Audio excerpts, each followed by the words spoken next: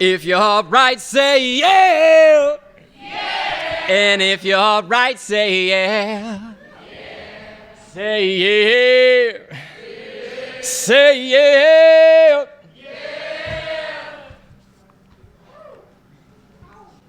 Look at me now. Look at me now. Flash and footwork and gum chew.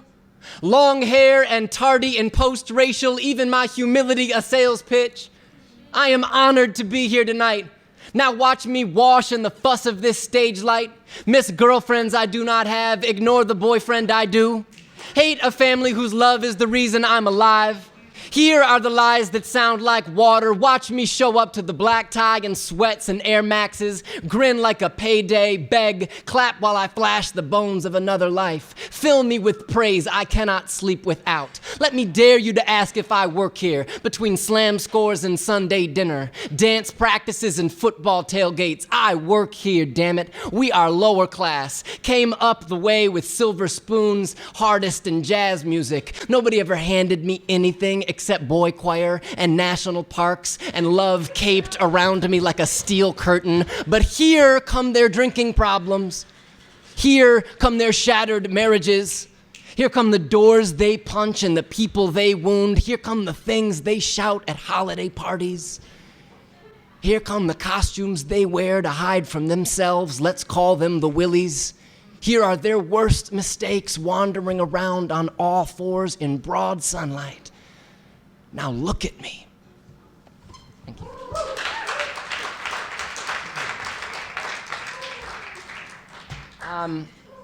I am really, really excited and honored to be here tonight for a whole bunch of reasons.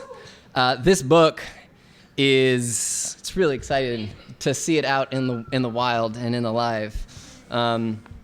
I'm gonna read all mostly new things that I haven't read from the book yet, and a bunch of other new shit that's not in the book that is like adjacent to the book. The first piece is really just sort of like table setting, and it's called Willy Boy. There are two narratives that are sort of at work in this book. It's really a book about costuming and hiding from ourselves. For me, I write a lot about queerness and whiteness and masculinity and boyhood and addiction, and all of those things are going to be woven into the fabric of the next 30 minutes. But particularly the two stories I'm trying to sort of unpack and unravel in this book are my costuming, or the Willys that I inhabited as a young kid, figuring my way out of the closet, and who I was instead of who I actually was as a way of hiding from that, and my father's costuming on his descent sort of into addiction. So it's these two sort of costume parade parties mirroring each other throughout this book, and this is the sort of table setter, and then we'll read a bunch of shit, and good time will be had by all. Finally, the poem I will not write. I am in 5th grade, wrestling in a brush pile of dead leaves with a now dead friend. We paw the hardening knots in each other's gym shorts and laugh and writhe until the leaf pile is no longer a pile but a kicked-in hive of tiny heaving lungs, soft stink and new sweat and rotting wood. 6 girlfriends and a dissertation later, I wake up in a tougher city with new friends who remind me of my father. I look at men with chiseled jaws on loud trains in new ways, or rather old ways, but with less at stake. Wonder if they ever hover their gaze over me for an instant too long too. If the flexed tricep peeking from under my own black t-shirt makes them dance their eyes into pretend reading material too. I freeze snapshots of beautiful strangers, pin them in the high-ceilinged hallways inside me near the faces of everyone who knows me by a different town and a different version of my dad, none of which are the Christmas he got loaded and started yelling about how gay people give him the willies. Rooted in Willy Boy, Sissy, a name I've tried fighting and drinking and fucking away since 6th grade.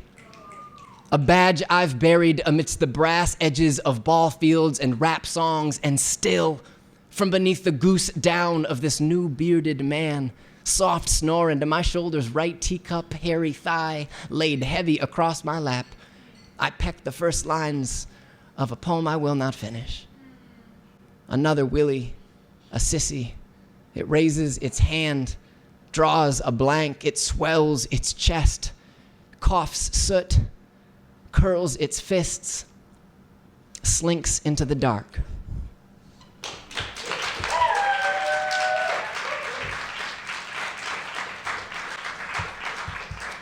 So we're going to try something a little bit new tonight, which is I'm working on something that this book and this process very much spawned, which probably has the makings or the early makings of what will be like a young adult piece or young adult or novel.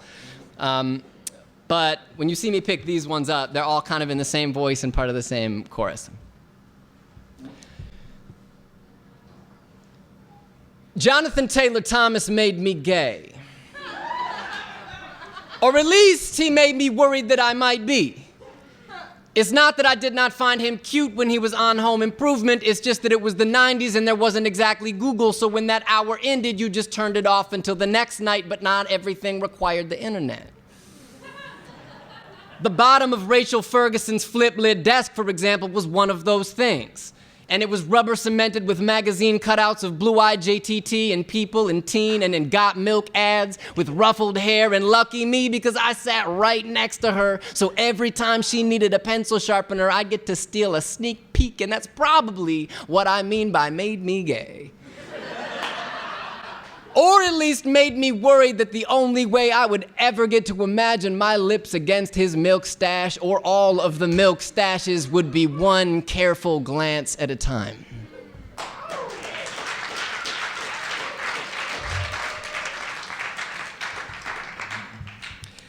The year the Wu-Tang drops.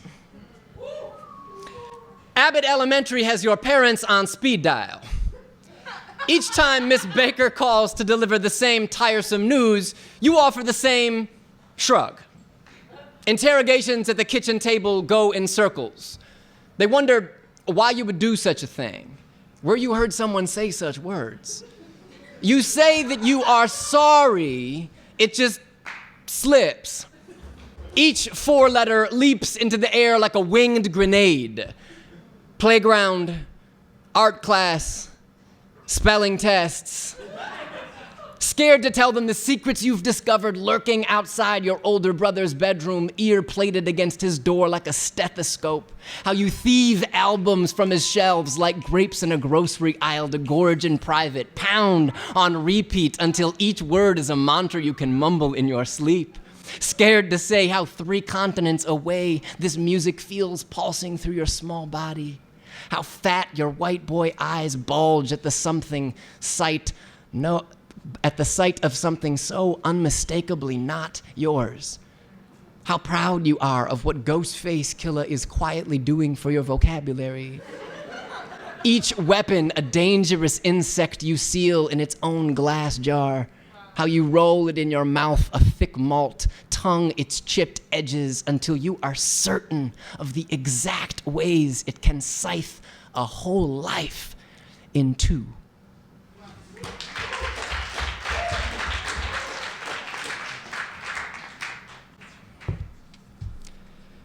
The best queers never even got touched. All you needed was a ball and a group of boys who weren't afraid of violence, and it didn't even need to be a ball. Sometimes we used an empty 2-liter or a shoe, and the boys didn't even need to be violent. You could just have gotten a thrill out of fearing it, but anyway, the idea was pretty basic. You swarm and you tackle the kid with the ball who was the queer. And if they threw it up in the air before they got smeared, then we scrambled to grab it and sprint away from the group. In other words, the point was to be the queer and kill the queer. To crash your skin into a heap of sweaty and grass-stained boys while avoiding being touched. And I'd like to say I loved escaping or running after and tackling, but that would be a bit on the nose, don't you think? Because duh, we get it. I mostly just wanted to belong in the hunt without hunting or hurting or knowing.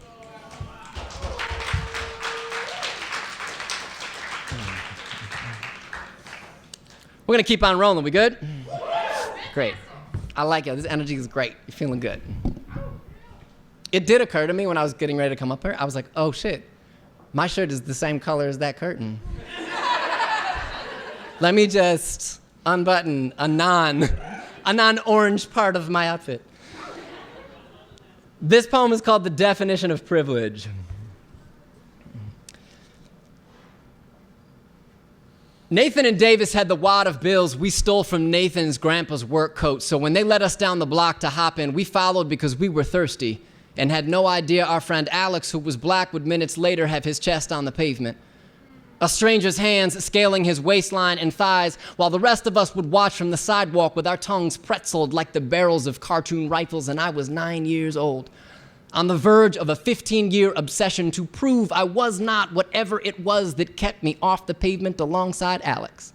First, by quitting classical piano lessons and growing my hair out, and studying the blues, then traveling across continents with groups of quasi-guilty Christians to build schools in Peru, or community schools and centers in Israel, or soccer fields in Mexico, or wherever the fuck, and then to work up the nerve to rock matching tracksuits every day in the upper lot at Pioneer High School, and basketball jerseys 2 sizes too big, and to start drinking 40s of old English malt liquor like Ice Cube, with kids who lived in Eagle Point and West Maple, and reciting 2 short verses to my crush at the bus stop where I started smoking so much weed before school that I got suspended for vomiting in the trash can before my 3rd period English class and had to go to summer school, which I really used as an opportunity to distribute the first of many mixtapes in my very serious rap career that I swore would be my ticket out of here, on which I used spoonfuls of words my mother did not understand until I landed in college and registered for classes where I was the only white person, and a professor asked me to share the earliest memory I had of race, and so I told her the story of Nathan and Davis in The Stranger's Hands, and she asked why whiteness made me so uncomfortable, and I said, it doesn't. And then I said, because I don't think about it. And she said not having to think about something sounds like an amazing privilege. And then I started seeing kids who looked just like me everywhere, whose entire lives were bending into knots like the barrels of cartoon rifles just to prove they weren't whatever it was that kept me off the pavement when I was 9, which is to say guilty for something they didn't do. Which is to say, I never owned slaves. I'd never say the N-word. I don't see color anyway, or I don't have a race, which is to say the option forever of silence.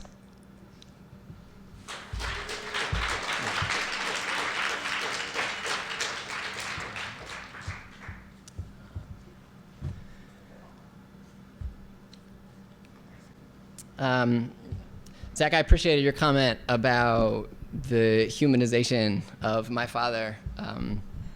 I write a ton about my dad. In many ways, this book is like dedicated to a lifelong process of like unlearning the good and the bad. And I'm reading less poems that I think that are tethered to his narrative tonight. And consciously, right? But I appreciate that note, because I think that's like one of the greatest exercises that we can possibly do, is like try and invest and inject more humanity into the people who have harmed us or hurt us the most. Not to say they deserve it. In fact, they fucking don't. But you do, right? We deserve being able to let go of the things that people have done to us.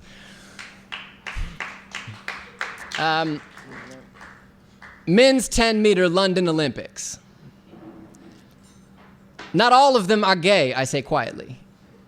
I mean, just to be real, that is not very likely.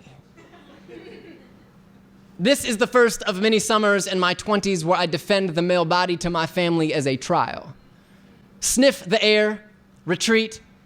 My father opens bottles before the last is dry. Of course they are. Look at them. My brother mumbles, I am acting like a bitch. Teeth bare until someone barks. Crystal is crunched into the carpet, the meat is burned. My mother vanishes for a walk. The television buzzes a soft, glowing wash, and no one watches the boy my age make his lonely climb up the ladder. No one sees him shake loose the nerves from the ropey twine in his arms, ripple of muscle waving up his back as he inches onto the balls of his feet, waits for the right moment. Flashbulbs cocked.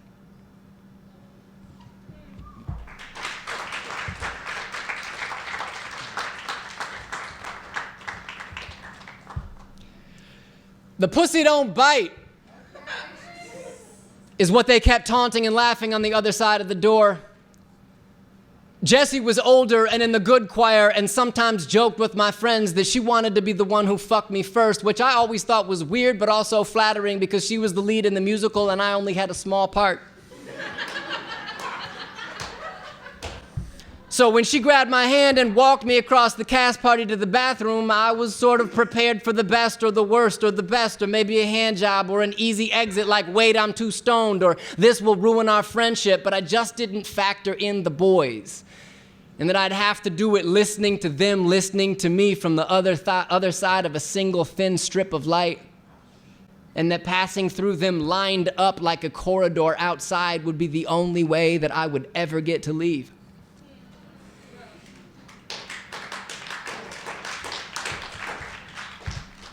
Straight poem. I'm glad that we already think that this is humorous. When I say that he is a good-looking man, I mean that entirely objectively. As in, anyone who thinks otherwise might be so homophobic that they themselves are gay.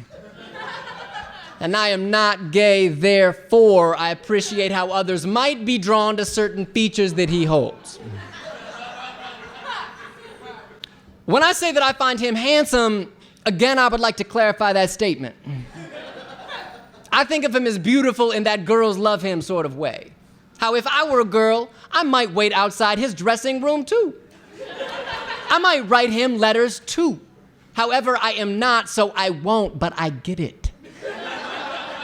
And even this, said aloud in this very room, a flag javelined deeper into the cocksure certainty of my own Budweiser. So straight that is that I could say I think about his stubble against my neck without your thinking this poem is about to get gay as hell. The glorious scrape and push of dueling jawlines, how I spend my 2-train commute most mornings wondering how our college soccer hips might feel cutting into one another in a corner on the hood of a car in some hipster neighborhood I do not live in, where no one knows me outside this splintered park bench, these rolled up jeans and a tired black tee, this orange magic hour on the East River, hairy tattooed arm laid lazy around my neck like a hitching post. A giddy ribbon unraveling inside me each time he cups my face in his palms.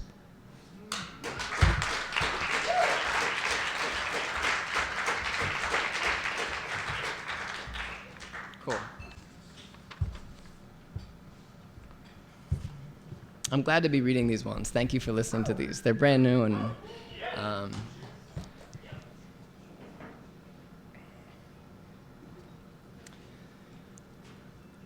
this is one of those that you're like, all right.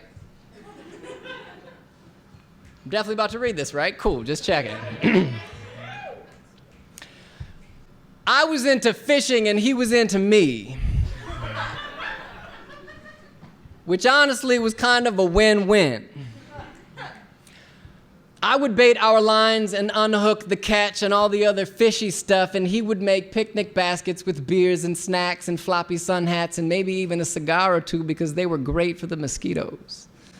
Sometimes we were the only 2 people on water, and even our whispers carried across the entire lake, and it was always so romantic and adventurous, except one time we decided to go for it right then and there in the center of the lake, and it was really fucking hot until it wasn't, and then everything just started smelling like fish, and everything was rocking back and forth, and neither of us could get a sturdy grip, and we weren't going to finish no matter what we did, so I started laughing, and he got furious and screamed at me and threw our entire picnic in the fucking lake. I tried explaining that it was just a wild scene and I couldn't unsmell fish guts and we should just go fuck in the grass. But he could not get it out of his beautiful head that it was his fault. He couldn't get the job done. I didn't want him. He was no good. He was no good. So he jumped into the glassy black and swam back to the beach completely alone.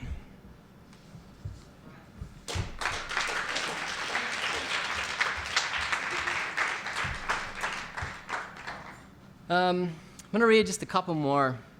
I am, I'll say this again in a second, but one of the things that was, so I had the honor of recording the audio book for this today. Which is like thing 43. I'm grateful to Button Poetry for extending themselves, their energy, their time, their resources, and their belief in this book.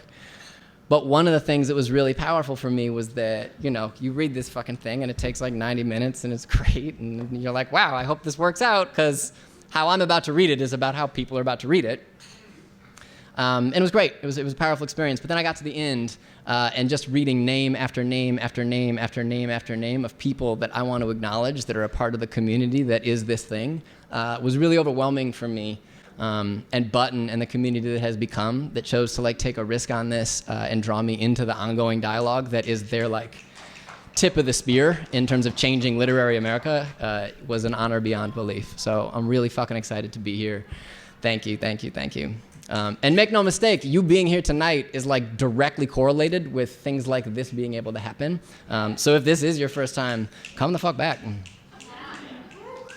This poem is called Preparing the House.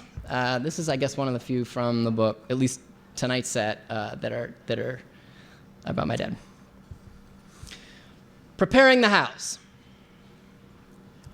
Sean tells me his father is dead, and the story of how he left one glorious drink at a time. He spiraled out of this earth behind the wheel of a Ford pickup, and enough cavalry clattering through his blood to overtake a small nation. I tell him how most days I wait for the phone to ring with news of the same thing happening to mine. And then we lay without a word beneath the covers, still learning the shape of each other's bodies, what fits where, all in an antique bed built for a child half our size. After a moment, he reminds me that at least I can prepare for it, the spiraling. A soft dog snarl surfaces in my stomach, unaware that we were competing with our dead or soon-to-be dead drunk dad stories. But he has a point, and I am defensive, and I tell him this. These days, my dad and I don't talk about the elephants much. They're always their presence grazing in and out of each room. Instead, we just lob each other breadcrumbs like sports scores and headlines and see what sticks.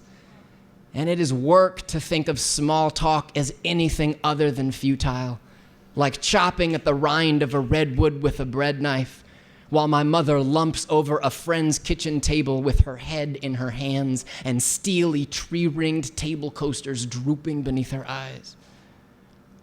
But the crumbs are what Sean reminds me he'd do anything to share with his own father now. We are wrapped in one another's warm spots, his breath a calming tide against my neck. I do not know him well enough yet to know if this is something he does. The lifting up of the hood and letting men peer down into his scarred and tarry motor. I will learn that it is not. And it will be that fact that begins to pull my body closer to his like a cargo ship trudging into the halo of a lighthouse beam. Just as I will also learn, once the scotch has been kicked, our clothes strewn about the living room, the fire dwindled to a soft brood, once the stones have been rolled away from the mouths of both our caves and only I want to walk deeper down, what it feels like to talk about the Knicks' losing record instead of asking him to travel the world with me. To thunk backgammon pieces and hike through the pines in silence at dusk instead of telling him I might be falling in love. But here, still months before I will know the art of grieving a man before he is gone, of stealing and storing bits of him in glass jars before the clouds come, he tells me to call my father in the morning, ask him about whatever, and listen. Before long, I will not know which man I mourn most.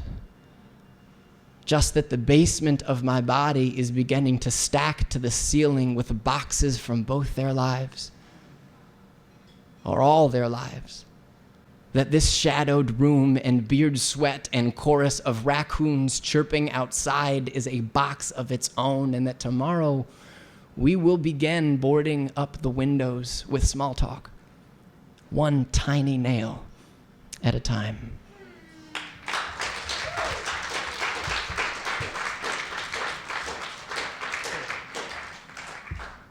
Cool.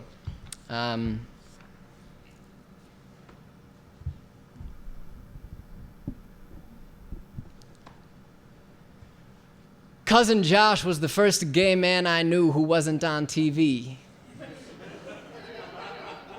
And really, I only heard about him whenever my uncle felt like bringing it up, which was mostly once he got sick. And even then, it was only the movie costumes and the award shows and the beach houses and how much I looked like him, which bugged me because everyone knew he was gay, and I wondered if that's what he meant by looked like him. But everyone also knew he was HIV positive and got beat up in Central Park and left home as a teenager to make his own life because my uncle told him to do that, and I wondered if that's what he meant too. I was old enough to drink the first time I finally met him on West 56th in Manhattan and still having sex with women, and I remember feeling bad for expecting to meet someone sick because he was so handsome and so kind, and I was so nervous. I remember that I couldn't even look him in the eyes.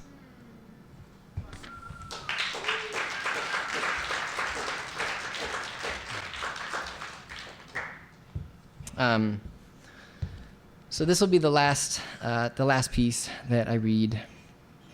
I think I've offered, right, the extent of my gratitude really knows no bounds. But there's a lot of people up here, right, like a colleague and a mentor of mine who is blurbed the cover of this book, Dr. Cornel West, is fond of saying that we are people through other people, or we are who we are because somebody loved us, right?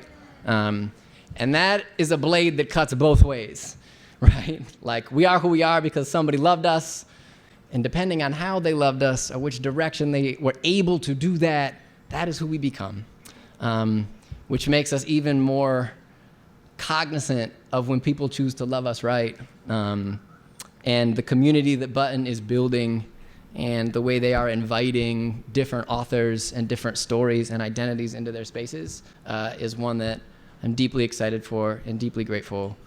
So thank y'all for being here tonight. If you're curious about my work, let's track each other down. If you want to buy a book, please buy a fucking book. If you don't want to buy a book, don't think that's your like entrance ticket to come in to talk to me.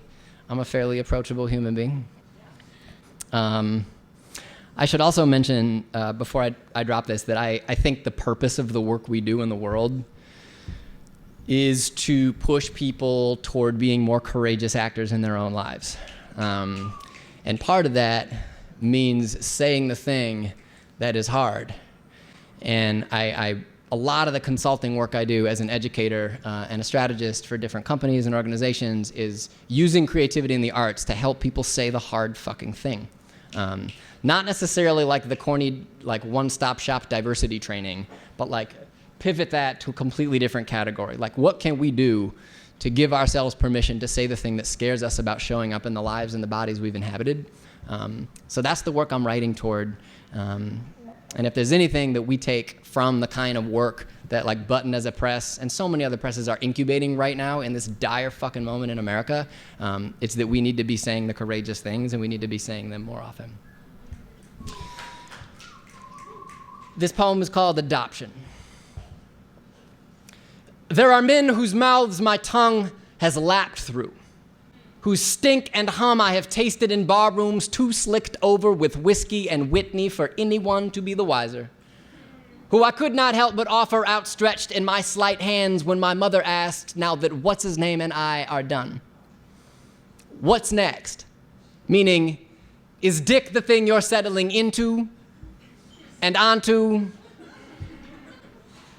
And if so, that is fine, but are you thinking of adoption? Tonight I think of the streetlight on South Portland, how it stripes a barber pole onto his dancer's back, whose hands around neck, mid-thrash, tongue wormed deep into the well of me, whose prickly chin I gulp, gnaw, roar of laughter into morning. I think of that feral crave in a man's eyes when it clings and does not give, when it knows it wants what I want. Says this, the only open door. So walk, wave to our families, say thank you, or do not say thank you, but spring into the wind of another stiff body. Say teach me to land. Say teach, take into your fold, flock, mouth, humid crash and cave of skin. Please spin me a new name. Please dedicate your life toward shoving me into the sun.